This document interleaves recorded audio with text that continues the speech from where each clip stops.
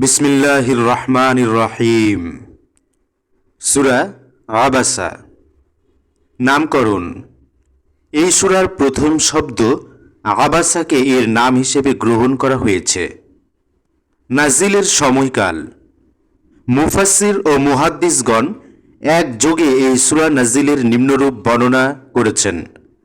একবার নবী সাল্লাল্লাহু আলাইহি ওয়াসাল্লামের মজলিসে মক্কা মুআজ্জামার কয়েকজন বড় বড় সর্দার বসেছিলেন।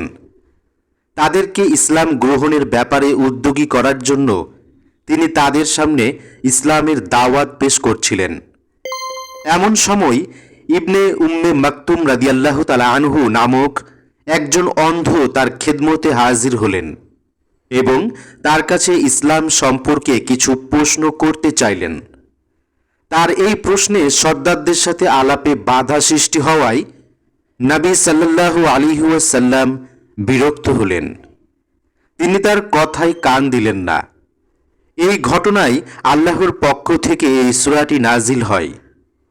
এই ঐতিহাসিক ঘটনার কারণে এই সূরা নাজিলের সময়কাল সহজেই নির্দিষ্ট হয়ে যায়।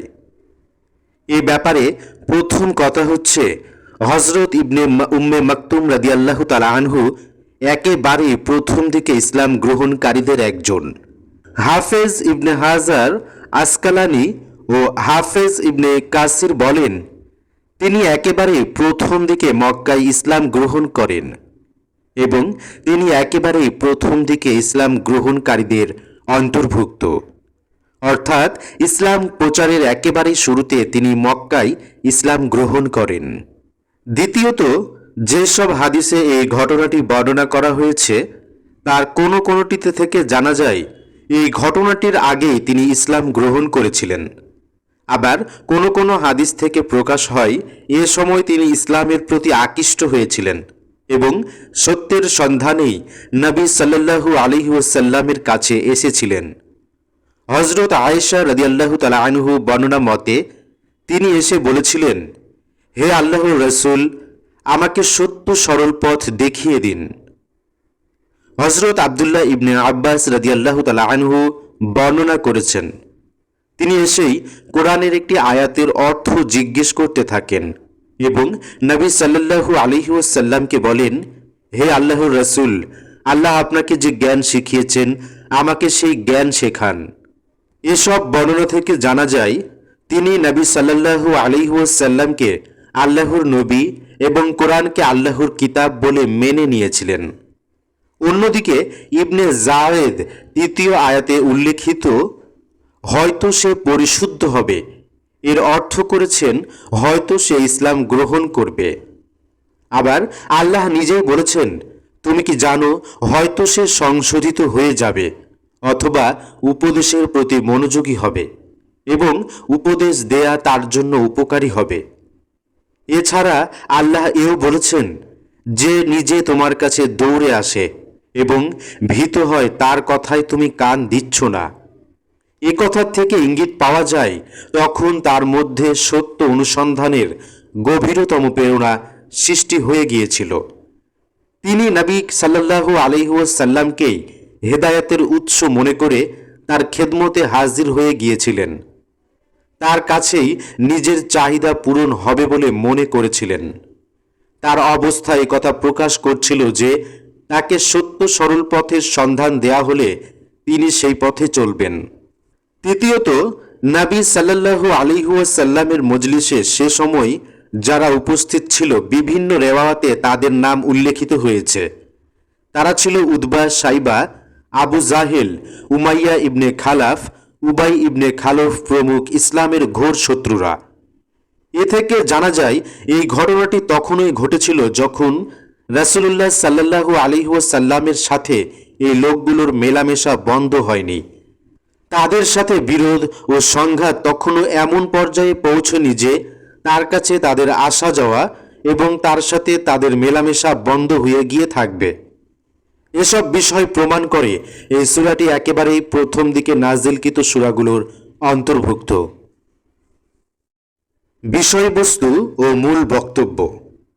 আপাতত দৃষ্টিতে ভাষণের সূচনায় যে বর্ণনা পদ্ধতি অবলম্বন করা হয়েছে তা দেখে মনে হয় অন্ধের প্রতি অবহেলা প্রদর্শন ও তার কথায় কান না দিয়ে বড় বড় সর্দারদের প্রতি মনোযোগ দেওয়ার কারণে এই সূরায় নবী সাল্লাল্লাহু আলাইহি ওয়াসাল্লামকে তিরস্কার ও তার প্রতি ক্রোধ প্রকাশ করা হয়েছে। কিন্তু পুরো সূরাটির সমস্ত বিষয়বস্তুকে একসাথে সামনে রেখে চিন্তা করলে দেখা যাবে আসলে এখানে ক্রোধ প্রকাশ করা হয়েছে কুরাইশদের কাফের সর্দারদের বিরুদ্ধে। কারণ এই সর্দাররা তাদের অহংকার, হঠধর্মিতা ও সত্য বিমুখতার কারণে রাসূলুল্লাহ সাল্লাল্লাহু আলাইহি ওয়াসাল্লামের সত্যের দাওয়াতকে অবজ্ঞা ও ঘৃণাভরে প্রত্যাখ্যান করছিল। এই সঙ্গে এখানে নবীকে তার সত্য দ্বীনের দাওয়াত দেবার সঠিক পদ্ধতি শেখাবার সাথে সাথে নবুয়ত লাভের প্রথম অবস্থায় নিজের কাজ সম্পূর্ণ করার ব্যাপারে তিনি যে পদ্ধতিগত ভুল করে যাচ্ছিলেন তা তাকে বোঝানো হয়েছে। একজন অন্ধের প্রতি তার অমনোযোগিতা ও তার কথায় কান না দিয়ে কুরাইশ সর্দারদের প্রতি মনোযোগী হওয়ার কারণ এ ছিল না যে তিনি বড়লোকদের বেশি সম্মানিত মনে করতেন এবং একজন অন্ধকে তুচ্ছ জ্ঞান করতেন। নাউযুবিল্লাহ, তার চরিত্রে এই ধরনের কোনো বক্রতা ছিল না যার ফলে আল্লাহ তাকে পাকড়াও করতে পারেন। বরং আসল ব্যাপার এই ছিল, একজন সত্য দ্বীনের দাওয়াত দানকারী যখন তার দাওয়াতের কাজ শুরু করেন তখন স্বাভাবিকভাবেই তার দৃষ্টি চলে যায় জাতির প্রভাবশালী লোকদের দিকে। তিনি চান এই প্রভাবশালী লোকেরা তার দাওয়াত গ্রহণ করুক, এভাবে তার কাজ সহজ হয়ে যাবে। আর অন্যদিকে দুর্বল, অক্ষম ও সমাজে প্রভাব প্রতিপত্তিহীন লোকদের মধ্যে তার দাওয়াত ছড়িয়ে পড়লেও তাতে সমাজ ব্যবস্থায় কোনো বড় রকমের পার্থক্য দেখা দেয় না। প্রথম দিকে রাসূলুল্লাহ সাল্লাল্লাহু আলাইহি ওয়াসাল্লামও প্রায় এই একই ধরনের কর্মপদ্ধতি অবলম্বন করেছিলেন। তার এই কর্মপদ্ধতি গ্রহণের পেছনে একান্তভাবে কাজ করছিল তার আন্তরিকতা ও সত্য দ্বীনের দাওয়াতকে ব্যাপকভাবে ছড়িয়ে দেবার প্রেরণা। বড়লোকদের প্রতি সম্মানবোধ এবং গরিব, দুর্বল ও প্রভাবহীন লোকদেরকে তুচ্ছ জ্ঞান করার ধারণা এর পেছনে মোটেই সক্রিয় ছিল না। কিন্তু আল্লাহ তাকে বুঝালেন এটা ইসলামী দাওয়াতের সঠিক পদ্ধতি নয়, বরং এই দাওয়াতের দৃষ্টিতে এমন প্রত্যেক ব্যক্তিই গুরুত্বের অধিকারী। যে সত্যের সন্ধানে ফিরছে সে যতই দুর্বল, প্রভাবহীন ও অক্ষম হোক না কেন, আবার এর দৃষ্টিতে এমন প্রত্যেক ব্যক্তি গুরুত্বহীন যে নিজেই সত্য বিমুখ, যে সমাজে যত বড় মর্যাদার আসনে প্রতিষ্ঠিত হোক না কেন। তাই ইসলামের দাওয়াত আপনি জোরে সোরে সবাইকে দিয়ে যান, কিন্তু যাদের মধ্যে সত্যের দাওয়াত গ্রহণ করার আগ্রহ পাওয়া যায় তারাই হবে আপনার আগ্রহের আসল কেন্দ্রবিন্দু। আর যেসব আত্মম্ভরী লোক নিজেদের অহংকারে মত্ত হয়ে মনে করে আপনি ছাড়া তাদের চলবে কিন্তু তারা ছাড়া আপনার চলবে না, তাদের সামনে আপনার এই দাওয়াত পেশ করা এই দাওয়াতের উন্নত মর্যাদার সাথে মোটেই খাপ খায় না। সূরার প্রথম থেকে 16 আয়াত পর্যন্ত এই বিষয়বস্তুটি আলোচিত হয়েছে। তারপর 17 আয়াত থেকে রাসূলুল্লাহ সাল্লাল্লাহু আলাইহি ওয়াসাল্লামের দাওয়াত প্রত্যাখ্যানকারী কাফেরদের প্রতি ক্রোধ প্রকাশ করা হয়েছে। তারা নিজেদের স্রষ্টা ও রিজিকদাতা আল্লাহর মোকাবেলায় যে দৃষ্টিভঙ্গি ও কর্মনীতি অবলম্বন করেছিল, প্রথমে সেই জন্য তাদের নিন্দা ও তিরস্কার করা হয়েছে। সবশেষে তাদেরকে এই মর্মে সতর্ক করে দেওয়া হয়েছে যে কিয়ামতের দিন তারা নিজেদের এই কর্মনীতির অত্যন্ত ভয়াবহ পরিণাম দেখতে পাবে। সম্মানিত দর্শকগণ, আপনারা শুনছেন তাফহিমুল কোরআন বাংলা চ্যানেল থেকে সূরা আবাসা এবং সাথে আমি আছি মাহমুদুল হাসান শাহেদ। সূরা আবাসা মক্কায় অবতীর্ণ। এর আয়াত সংখ্যা 42, রুকু 1। বিসমিল্লাহির রহমানির রহিম। পরম করুণাময় মেহেরবান আল্লাহর নামে। আবাসা ওয়া তাওয়াল্লা আন জাআহুল আ'মা ওয়া মা ইউদরিকা লাআল্লাহু ইয়াযাক্কা আও ইয়াযাক্কারু ফাতানফা'আহু যিকরা আম্মা মান ইস্তাগনা فأنت له تصدى وما عليك ألا يزكى وأما من جاءك يسعى وهو يخشى فأنت عنه تلهى كلا إنها تذكرة فمن شاء ذكره في صحف مكرمة مرفوعة مطهرة بأيدي سفرة কিরাম বারারা। বাংলা অনুবাদ। ভুরু কুঁচকালো ও মুখ ফিরিয়ে নিল, কারণ সেই অন্ধটি তার কাছে এসেছে। তুমি কি জানো, হয়তো সে শুধরে যেত অথবা উপদেশের প্রতি মনোযোগী হতো এবং উপদেশ দেয়া তার জন্য উপকারী হতো। যে ব্যক্তি বেপরোয়া ভাব দেখায়, তুমি তার প্রতি মনোযোগী হও, অথচ সে যদি শুধরে না যায়, তাহলে তোমার উপর এর কি দায়িত্ব আছে? আর যে নিজে তোমার কাছে দৌড়ে আসে এবং সে ভীত হচ্ছে, তার দিক থেকে তুমি মুখ ফিরিয়ে নিচ্ছ, কখনো নয়। এটি তো একটি উপদেশ, যার ইচ্ছা এটি গ্রহণ করবে। এটি এমন সব বইতে লিখিত আছে যা সম্মানিত, উন্নত মর্যাদা সম্পন্ন ও পবিত্র। এটি মর্যাদাবান ও পূত চরিত্র লেখকদের হাতে থাকে। ব্যাখ্যা। টিকা 1। এই প্রথম বাক্যটির প্রকাশভঙ্গি বড়ই চমকপ্রদ। পরবর্তী বাক্যগুলোতে সরাসরি রাসূলুল্লাহ সাল্লাল্লাহু আলাইহি ওয়াসাল্লামকে সম্বোধন করা হয়েছে। এ থেকে একথা প্রকাশ হয় যে ভুরু কুঁচকাবার ও মুখ ফিরিয়ে নেবার কাজটি নবী সাল্লাল্লাহু আলাইহি ওয়াসাল্লামই করেছিলেন। কিন্তু বাক্যটির সূচনা এমনভাবে করা হয়েছে যাতে মনে হয়েছে তিনি নন, অন্য কেউ এই কাজটি করেছে। এই প্রকাশভঙ্গির মাধ্যমে অত্যন্ত সূক্ষ্মভাবে রাসূলুল্লাহ সাল্লাল্লাহু আলাইহি ওয়াসাল্লামের মনে এই অনুভূতি সৃষ্টি করা হয়েছে যে এটা আপনার করার মতো কাজ ছিল না। আপনার উন্নত চরিত্রের সাথে পরিচিত কোনো ব্যক্তি এই কাজটি দেখলে ভাবত আপনি নন, বরং অন্য কেউ এই কাজটি করেছে।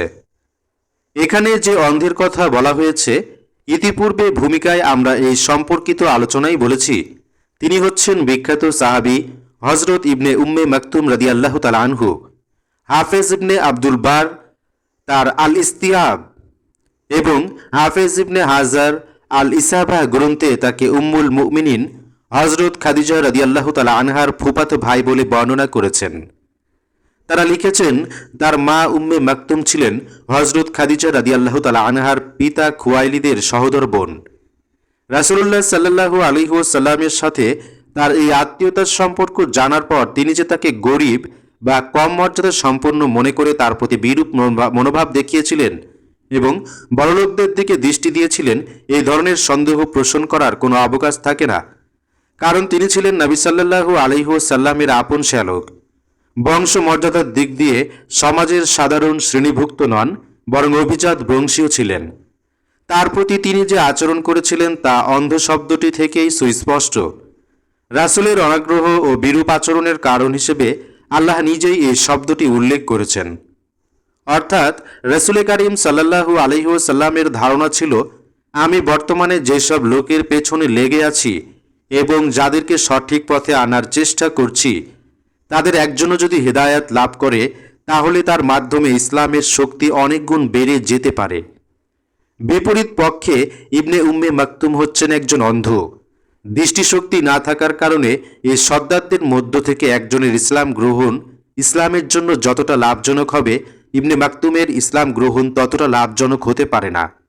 তাই তিনি মনে করেছিলেন সর্দারদের সাথে আলোচনার মাঝখানে বাধা না দিয়ে অন্য সময় তিনি যা কিছু জানতে চান জেনে নিতে পারেন। টিকা 2। দিন প্রচারের ব্যাপারে রাসূলুল্লাহ সাল্লাল্লাহু আলাইহি ওয়াসাল্লাম এই মূল বিষয়টির প্রতি অবহেলা প্রদর্শন করেছিলেন। আর এই বিষয়টি বুঝাবার জন্যই মহান আল্লাহ প্রথমে ইবনে উম্মে মাকতুমের সাথে আচরণের ব্যাপারে তাকে পাকড়াও করেন। তারপর সত্যের আহ্বায়কের দৃষ্টিতে কোনো জিনিসকে সত্যিকারভাবে গুরুত্ব লাভ করবে এবং কোন জিনিসটি গুরুত্ব লাভ করবে না তা তাকে জানান। একদিকে এক ব্যক্তির বাহ্যিক অবস্থা পরিষ্কারভাবে এই কথা জানিয়ে দিচ্ছে যে সে সত্যের সন্ধানে ফিরছে, বাতিলের অনুগামী হয়ে আল্লাহর গজবের মুখে পড়ে যাওয়ার ভয়ে সে ভীত সন্ত্রস্ত। তাই সত্য সঠিক পথ সম্পর্কে জানার জন্য সে নিজে পায়ে হেঁটে চলে এসেছে। অন্যদিকে আর এক ব্যক্তির আচরণ সুস্পষ্টভাবে প্রকাশ করছে যে সত্য সন্ধানের কোনো আগ্রহই তার মনে নেই, বরং সে নিজেকে কারোর সত্য পথ জানিয়ে দেবার মুখাপেক্ষী মনে করে না।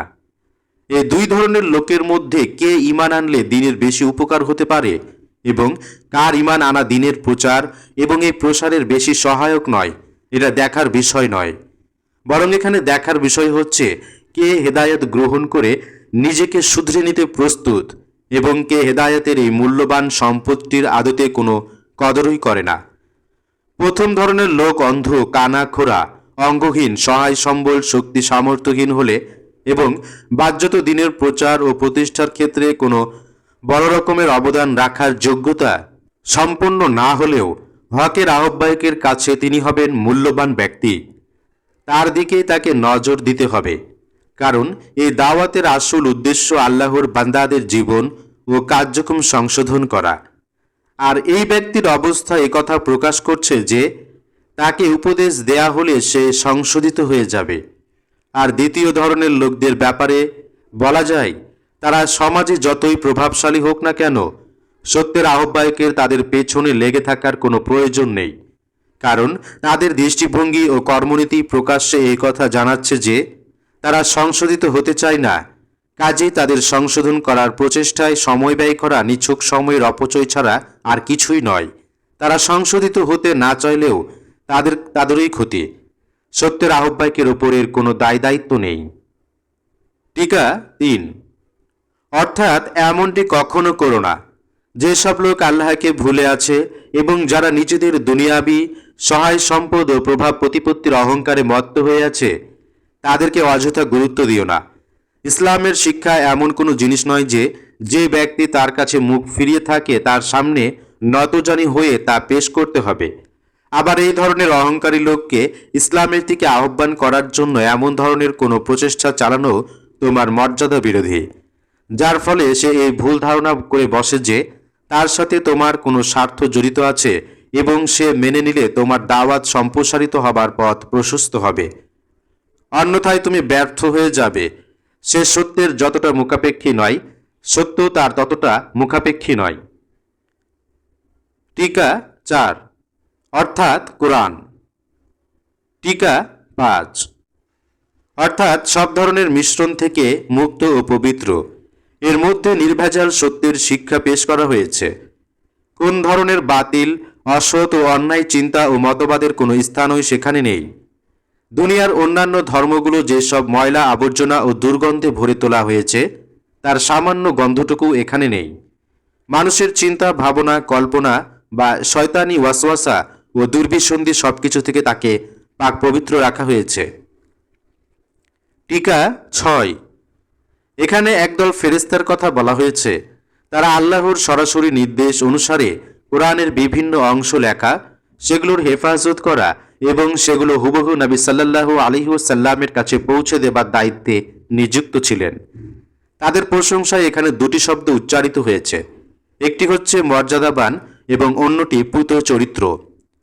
প্রথম শব্দটির মাধ্যমে একথা প্রকাশ করা হয়েছে যে তারা এত বেশি উন্নত মর্যাদার অধিকারী, যার ফলে যে আমানত তাদের হাতে সোপর্দ করা হয়েছে তা থেকে সামান্য পরিমাণ খেয়ানত করারও তাদের মতো উন্নত মর্যাদার অধিকারী সত্তার পক্ষে কোনো ক্রমেই সম্ভব নয়।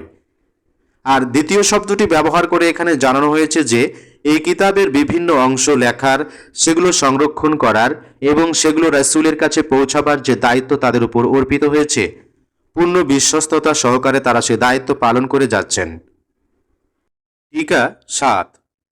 যে ধারাবাহিক বর্ণনায় এই আয়াতগুলো উদ্ধৃত হয়েছে সে সম্পর্কে গভীরভাবে চিন্তা করলে জানা যায় এখানে নিছক কোরআন মাজিদের শ্রেষ্ঠত্ব বর্ণনা করার জন্য তার এই প্রশংসা করা হয়নি, বরং এর আসল উদ্দেশ্য হচ্ছে যেসব অহংকারী লোক ঘৃণা ভরে এর দাওয়াত থেকে মুখ ফিরিয়ে নিচ্ছে তাদেরকে পরিষ্কারভাবে এ কথা জানিয়ে দেয়া যে এই মহান কিতাবটি তোমাদের সামনে পেশ করা হবে এবং তোমরা একে গ্রহণ করে তাকে ধন্য করবে।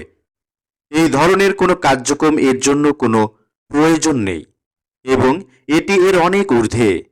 এ কিতাব তোমাদের মুখাপেক্ষী নয়, বরং তোমরাই এর মুখাপেক্ষী। নিজেদের ভালো চাইলে তোমাদের মন মগজে যে শয়তান বাসা বেঁধে আছে তাকে সেখান থেকে বের করে দাও এবং সোজা এই দাওয়াতের সামনে মাথা নত করে দাও। নয়তো তোমরা এর প্রতি যে পরিমাণ অমুখাপেক্ষিতা দেখাচ্ছ এটি তার চাইতে অনেক বেশি তোমাদের অমুখাপেক্ষী। তোমরা একে ঘৃণ্য ও তুচ্ছ জ্ঞান করলে এর মর্যাদা ও শ্রেষ্ঠত্বে সামান্যতম পার্থক্য দেখা দেবে না। তবে এর ফলে তোমাদের গর্ব ও অহংকারের গগনচুম্বনী ইমারত ভেঙে ধুলোয় মিশিয়ে দেওয়া হবে। উতিলাল ইনসানু মা আকফারাহ মিন আইয়ি শাইইন খালাকাহ মিন নুতফাহ খালাকাহু ফাকাদ্দারাহ ثم السبيل يسره ثم أماته فأقبره ثم إذا شاء أنشره كلا لما يقض ما أمره فلينظر الإنسان إلى طعامه أنا صببنا الماء صبا ثم شققنا الأرض شقا فأنبتنا فيها حبا وعنابا وقضبا وزيتونا ونخلا وحدائق غلبا وفاكهة وأبا متاعا لكم ولأنعامكم। বাংলা অনুবাদ। লানত মানুষের প্রতি, সে কত বড় সত্য অস্বীকারী। কোন জিনিস থেকে আল্লাহ তাকে সৃষ্টি করেছেন? এক বিন্দু শুক্র থেকে আল্লাহ তাকে সৃষ্টি করেছেন, পরে তার তকদির নির্দিষ্ট করেছেন, তারপর তার জন্য জীবনের পথ সহজ করেছেন, তারপর তাকে মৃত্যু দিয়েছেন এবং কবরে পৌঁছিয়ে দিয়েছেন। তারপর যখন তিনি চাইবেন তাকে আবার উঠিয়ে দাঁড় করিয়ে দেবেন। কখনো নয়, আল্লাহ তাকে যে কর্তব্য পালন করার হুকুম দিয়েছিলেন তা সে পালন করেনি। মানুষ তার খাদ্যের দিকে একবার নজর দিক। আমি প্রচুর পানি ঢেলেছি, তারপর জমিনকে অদ্ভুতভাবে বিদীর্ণ করেছি। এরপর তার মধ্যে উৎপন্ন করেছি শস্য, আঙ্গুর, শাকসবজি, জয়তুন, খেজুর, ঘন বাগান, নানা জাতের ফল ও ঘাস তোমাদের ও তোমাদের গৃহপালিত পশুর জীবন ধারণের সামগ্রী হিসেবে। টিকা ৮। এখান থেকে আল্লাহর সত্য দিনের প্রতি মুখাপেক্ষিতা অস্বীকার করে আসছিল এমন ধরনের কাফেররা ক্রোধের লক্ষ্যস্থলে পরিণত হয়েছে। এর আগে সূরার শুরু থেকে ১৬ আয়াত পর্যন্ত নবী সাল্লাল্লাহু আলাইহি ওয়াসাল্লামকে সম্বোধন করা হয়েছে। সেখানে পর্দার অন্তরালে কাফেরদের প্রতি ক্রোধ বর্ষণ করা হয়েছে। সেখানে বর্ণনাভঙ্গি ছিল নিম্নরূপ: হে নবী, একজন সত্য সন্ধানীকে বাদ দিয়ে আপনি এই কাদের পিছনে নিজের শক্তি সামর্থ্য ব্যয় করছেন? সত্যের দাওয়াতের দৃষ্টিতে এদের তো কোনো মূল্য ও মর্যাদা নেই। আপনার মতো একজন মহান মর্যাদা সম্পন্ন নবীর পক্ষে কোরআনের মতো উন্নত মর্যাদা সম্পন্ন কিতাব এদের সামনে পেশ করার কোনো প্রয়োজন নেই। টিকা ৯। কোরআন মাজিদের এই ধরনের বিভিন্ন স্থানে মানুষ শব্দটি মানবজাতির প্রত্যেক ব্যক্তির জন্য ব্যবহৃত হয়নি, বরং সেখানে মানুষ বলতে এমন সব লোককে বোঝানো হয়েছে যাদের অপছন্দনীয় গুণাবলীর নিন্দা করাই মূল লক্ষ্য হয়ে থাকে। কোথাও অধিকাংশ মানুষের মধ্যে ওইসব অপছন্দনীয় গুণাবলী পাওয়া যাওয়ার কারণে মানুষ শব্দটি ব্যবহৃত হয়েছে। আবার কোথাও এর ব্যবহারের কারণ এই দেখা দিয়েছে যে বিশেষ কিছু লোককে নির্দিষ্ট করে যদি তাদের নিন্দা বা তিরস্কার করা হয় তাহলে তার ফলে তাদের মধ্যে জিদ ও হঠধর্মিতা সৃষ্টি হয়ে যায়। তাই এই ক্ষেত্রে উপদেশ দেবার জন্য সাধারণভাবে কথা বলার পদ্ধতি বেশি প্রভাবশালী প্রমাণিত হয়। টিকা ১০। এর আরেকটি অর্থ হতে পারে, অর্থাৎ কোন জিনিসটি তাকে সত্য অস্বীকার করতে উদ্বুদ্ধ করেছে। অন্য কথায় বলা যায়, কিসের জোরে সে কুফরি করে। কুফরি অর্থ এখানে সত্য অস্বীকার করা হয়। নিজের উপকারীর উপকারের প্রতি কৃতজ্ঞতা প্রকাশ না করাও হয়। আবার নিজের স্রষ্টা, মালিক, প্রভু ও রিজিকদাতার বিরুদ্ধে বিদ্রোহীর মতো আচরণ করাও হয়। টিকা 11। অর্থাৎ প্রথমে তো তার নিজের মৌলিক সত্তা সম্পর্কে একটু চিন্তা করা দরকার। কোন জিনিস থেকে সে অস্তিত্ব লাভ করেছে, কোথায় সে লালিত হয়েছে, কোন পথে সে দুনিয়ায় এসেছে, কোন ধরনের অসহায় অবস্থার মধ্যে দুনিয়ায় তার জীবনের সূচনা হয়েছে। নিজের এই প্রকৃত অবস্থা ভুলে গিয়ে সে কেমন করে আমার সমতুল্য কেউ নেই বলে ভুল ধারণা পোষণ করতে পারে। নিজের স্রষ্টার প্রতি বিদ্রূপ ও তুচ্ছ তাচ্ছিল্য করার প্রবণতা সে কোথায় থেকে পেল? এই একই কথা সূরা ইয়াসিনের ৭৭ থেকে ৭৮ আয়াতে বলা হয়েছে। টিকা 12। অর্থাৎ সে মায়ের পেটে থাকা অবস্থায় তার তাকদীর নির্দিষ্ট করে দেয়া হয়েছে। সে কোন লিঙ্গের হবে, তার গায়ের রং কি হবে, সে কতটুকু উঁচু হবে, তার দেহ কতটুকু কি পরিমাণ মোটা ও পরিপুষ্ট হবে, তার অঙ্গ প্রত্যঙ্গগুলো কতটুকু নিখুঁত ও অসম্পূর্ণ হবে, তার চেহারা, সুরাত ও কণ্ঠস্বর কেমন হবে, তার শারীরিক বল কতটুকু হবে, তার বুদ্ধিভিত্তিক যোগ্যতা কতটুকু হবে, কোন দেশে, পরিবারে এবং কোন অবস্থায় ও পরিবেশে সে জন্মগ্রহণ করবে, লালিত পালিত হবে এবং শেষ পর্যন্ত কি হয়ে গড়ে উঠবে, তার ব্যক্তিত্ব গঠনে বংশ ও পরিবারের প্রভাব, পরিবেশের প্রভাব এবং তার নিজের ব্যক্তিসত্তা ও অহমের প্রভাব কি পর্যায়ে ও কতটুকু থাকবে, দুনিয়ার জীবনে সে কি ভূমিকা পালন করবে, পৃথিবীতে কাজ করার জন্য তাকে কতটুকু সময় দেয়া হবে। এই তকদির থেকে এক চুল পরিমাণ সরে আসার ক্ষমতাও তার নেই। এর মধ্যে সামান্যতম পরিবর্তনও সে করতে পারবে না।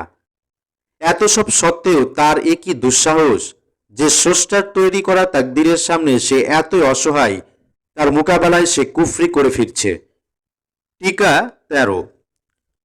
অর্থাৎ দুনিয়ায় তার জীবন যাপনের সমস্ত উপকরণ সরবরাহ করেছেন। নয়তো স্রষ্টা যদি তার এই শক্তিগুলো ব্যবহার করার মতো এসব উপায় উপকরণ পৃথিবীতে সরবরাহ না করতেন, তাহলে তার দেহ ও মস্তিষ্কের সমস্ত শক্তি ব্যর্থ প্রমাণিত হতো। এছাড়াও স্রষ্টা তাকে এ সুযোগও দিয়েছেন যে সে নিজের জন্য ভালো বা মন্দ, কৃতজ্ঞতা বা অকৃতজ্ঞতা, আনুগত্য বা অবাধ্যতার মধ্যে যে কোনো পথ চাই গ্রহণ করতে পারে। তিনি উভয় পথই তার সামনে খুলে রেখে দিয়েছেন এবং প্রত্যেকটি পথই তার জন্য সহজ করে দিয়েছেন। এখন এর মধ্য থেকে যেই পথে ইচ্ছা সে চলতে পারে। টিকা 14। অর্থাৎ কেবল তার সৃষ্টি ও তকদিরের ব্যাপারেই নয়, মৃত্যুর ব্যাপারেও তার স্রষ্টার কাছে সে একেবারেই অসহায়। নিজের ইচ্ছায় সে সৃষ্টি হতে পারে না, নিজের ইচ্ছায় মরতেও পারে না, নিজের মৃত্যুকে এক মুহূর্ত কালের জন্য পিছিয়ে দেবার ক্ষমতাও তার নেই।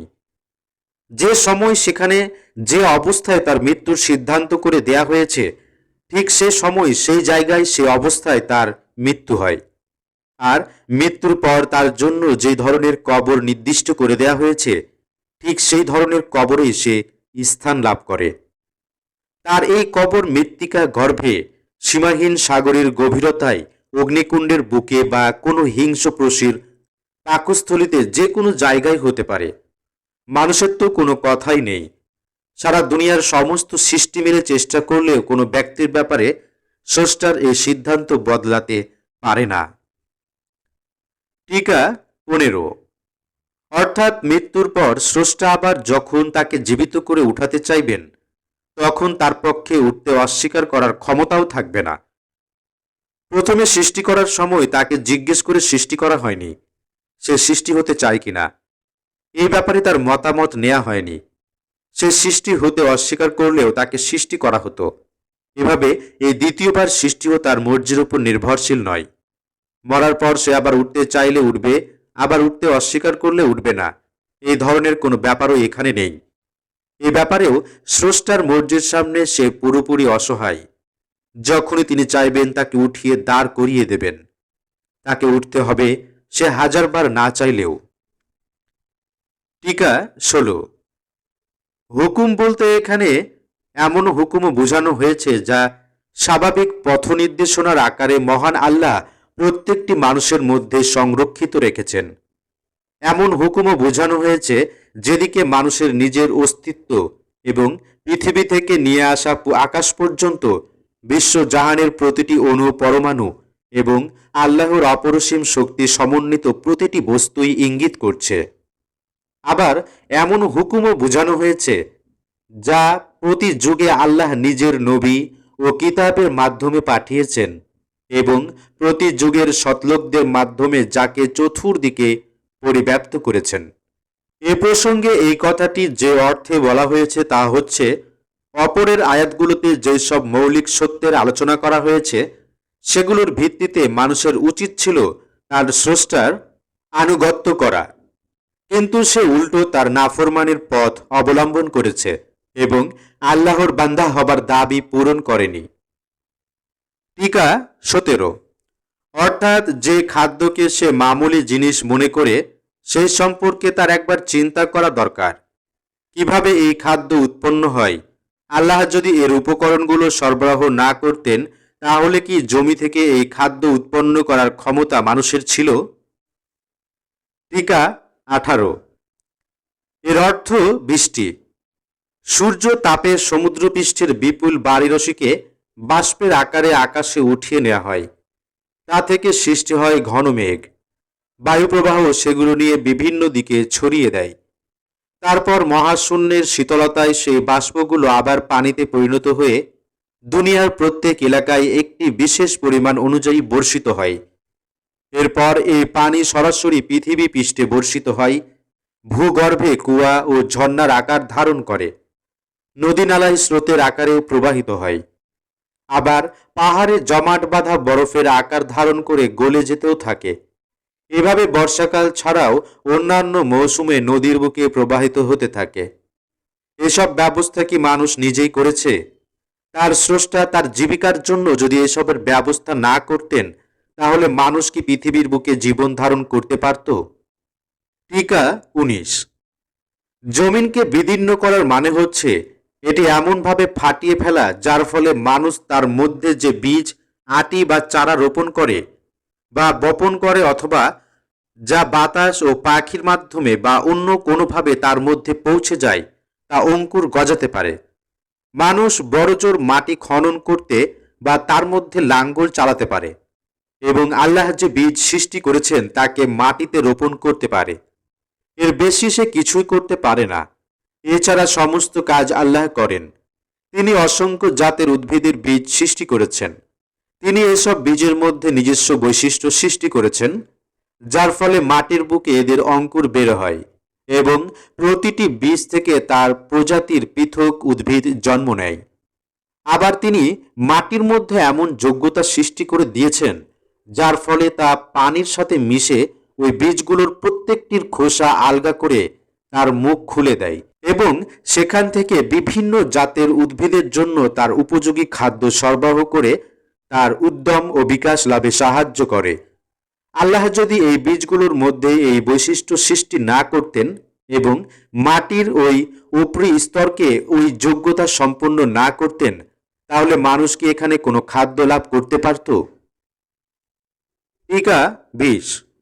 অর্থাৎ কেবল তোমাদের জন্যই নয়, তোমাদের যেসব পশু থেকে তোমরা গোস্ত, চর্বি, দুধ, মাখন ইত্যাদি খাদ্য সামগ্রী লাভ করে থাকো এবং যারা তোমাদের আরো অসংখ্য অর্থনৈতিক প্রয়োজন পূর্ণ করে থাকে তাদের জন্য।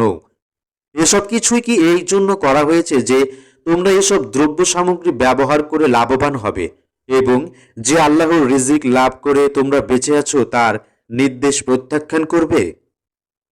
فَإِذَا جَاءَتِ الصَّاخَّةُ يَوْمَ يَفِرُّ الْمَرْءُ مِنْ أَخِيهِ وَأُمِّهِ وَبَنِيهِ وَصَاحِبَتِهِ وَبَنِيهِ لِكُلِّ امْرِئٍ مِّنْهُمْ يَوْمَئِذٍ شَأْنٌ يُغْنِيهِ وُجُوهٌ يَوْمَئِذٍ مُسْفِرَةٌ ضَاحِكَةٌ مُسْتَبْشِرَةٌ ووجوه يومئذ عليها غبرة ترهقها قترة أولئك هم الكفرة الفجرة। বাংলা অনুবাদ। অবশেষে যখন সেই কান ফাটানো আওয়াজ আসবে, সেদিন মানুষ পালাতে থাকবে নিজের ভাই, মা, বাপ, স্ত্রী ও ছেলে মেয়েদের থেকে। তাদের প্রত্যেকে সেদিন এমন কঠিন সময়ের মুখোমুখি হবে যে নিজের ছাড়া আর কারোর কথা তার মনে থাকবে না। সেদিন কতক চেহারা উজ্জ্বল হয়ে উঠবে, হাসি মুখ ও খুশিতে ডগবগ করবে। আবার কত চেহারা হবে সেদিন ধুলিমলিন, কালিমাখা। তারাই হবে কাফির ও পাপী। টিকা 21। এখানে কিয়ামতের শেষ সিংহাধ্বনির কথা বলা হয়েছে। এ বিকট আওয়াজ বুলন্দ হবার সাথে সাথেই মরা মানুষেরা বেঁচে উঠবে। টিকা 22। প্রায় এই একই ধরনের বিষয়বস্তু বর্ণিত হয়েছে সূরা মাআরিজের 10 থেকে 14 নং আয়াত পর্যন্ত। পালাবার মানে এও হতে পারে যে সেদিন মানুষ নিজের ওইসব প্রিয়তম আত্মীয় স্বজনকে বিপদ সাগরে হাবুডুবু খেতে দেখে তাদের সাহায্যার্থে দৌড়ে যাবার পরিবর্তে উল্টো তাদের থেকে দূরে পালিয়ে যেতে থাকবে, যাতে তারা সাহায্যের জন্য তাকে ডাকতে না থাকে। আবার এর মানে এও হতে পারে যে দুনিয়ায় আল্লাহর ভয় না করে এবং আখিরাত থেকে গাফিল হয়ে যেভাবে তারা পরস্পরের জন্য গুনাহ করতে ও পরস্পরকে গোমরাহ করতে থেকেছে, তার কুফল সামনে সমূর্তিতে প্রকাশিত দেখে তাদের প্রত্যেককে যাতে অন্যের গোমরাহি ও গুনাহের দায়িত্ব কেউ তার ঘাড়ে না চাপিয়ে দেয়, এই ভয়ে অন্যের থেকে পালাতে থাকবে। ভাই ভাইকে, সন্তান মা বাপকে, স্বামী স্ত্রীকে এবং মা বাপ সন্তানকে এই মর্মে ভয় করতে থাকবে যে নিশ্চয় এবার আমার বিরুদ্ধে মামলায় এরা সাক্ষী দেবে। টিকা 23। হাদিস গ্রন্থগুলোতে বিভিন্ন পদ্ধতিতে ও সনদ পরস্পরায় বর্ণিত বিভিন্ন হাদিসে বলা হয়েছে, রাসূলুল্লাহ সাল্লাল্লাহু আলাইহি ওয়াসাল্লাম বলেছেন, কিয়ামতের দিন সমস্ত মানুষ একেবারে উলঙ্গ হয়ে থাকবে। এ কথা শুনে তার পবিত্র স্ত্রীদের মধ্য থেকে কোনো একজন, কোনো বর্ণনা মতে হযরত আয়েশা, কোনো বর্ণনা মতে হযরত সাউদা, আবার কোনো বর্ণনা অনুযায়ী অন্য একজন মহিলা ঘাবড়ে গিয়ে জিজ্ঞেস করেন, হে আল্লাহর রাসূল, আমাদের লজ্জাস্থান কি সেদিন সবার সামনে খোলা থাকবে? জবাবে রাসূল সাল্লাল্লাহু আলাইহি ওয়াসাল্লাম এই আয়াতটির তেলাওয়াত করে বলেন, সেদিন অন্যের দিকে তাকাবার মতো হুঁশ ও চেতনা কারো থাকবে না। নাসাই, তিরমিজি, ইবনে আবি হাতেম, ইবনে জারির, তাবারানি, ইবনে মারদুইয়া, বাইহাকি ও হাকেম। সমাপ্ত। সম্মানিত শ্রোতাগণ, আপনারা শুনলেন তাফহিমুল কোরআন থেকে সূরা আবাসার তেলাওয়াত, বাংলা অনুবাদ এবং ব্যাখ্যা। নিশ্চয়ই ভিডিওটি আপনাদের ভালো লেগেছে। ভালো লেগে থাকলে আমাদের ভিডিওতে অবশ্যই একটি লাইক দেবেন এবং কমেন্ট করে আপনার মতামত অবশ্যই জানাবেন এবং আপনার শুভাকাঙ্ক্ষীর কাছে ভিডিওটি শেয়ার করবেন, যাতে কোরআনের এই আলোটা সর্বত্র ছড়িয়ে পড়তে পারে। আজকে বিদায় নিচ্ছি। আবারও দেখা হবে পরবর্তী ভিডিওতে। ততদিন সকলে ভালো থাকবেন, সুস্থ থাকবেন, তাফহিমুল কোরআনের সঙ্গেই থাকবেন। আসসালামু আলাইকুম ওয়া রাহমাতুল্লাহি ওয়া বারাকাতুহু।